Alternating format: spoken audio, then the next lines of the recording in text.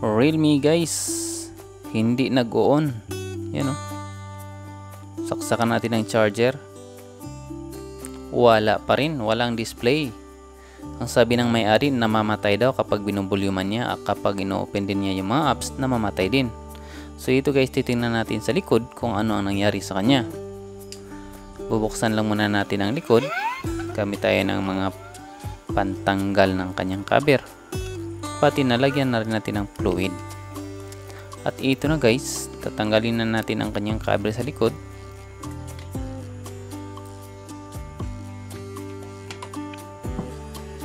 Tatanggalin na rin natin pati yung mga screw.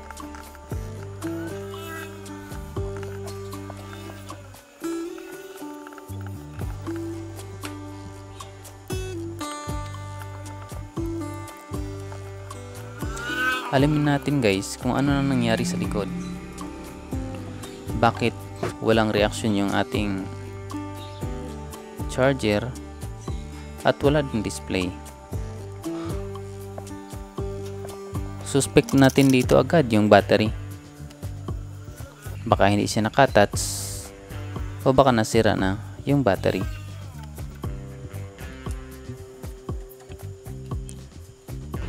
At ito na guys, titingnan natin yung battery. Subukan nating repairing yung battery. Kasi ito lang naman yung source ng kanyang power.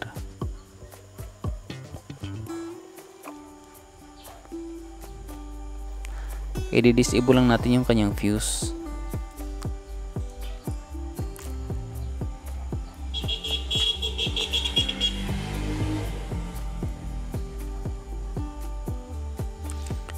Katapos nating i-disable, ibalik na natin sa cellphone. Subukan natin yun. Yan guys, nag-on na siya. Ibalik na rin natin yung kanyang cover.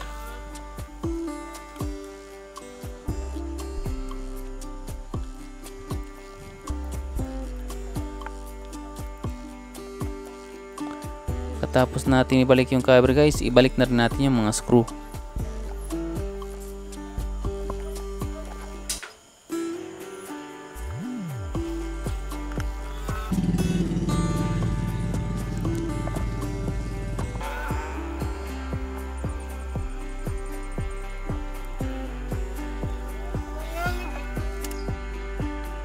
Huwag rin natin kalimutan ibalik yung kanyang SIM tray. At dito na guys, i-turn on na natin. Nag-on naman siya.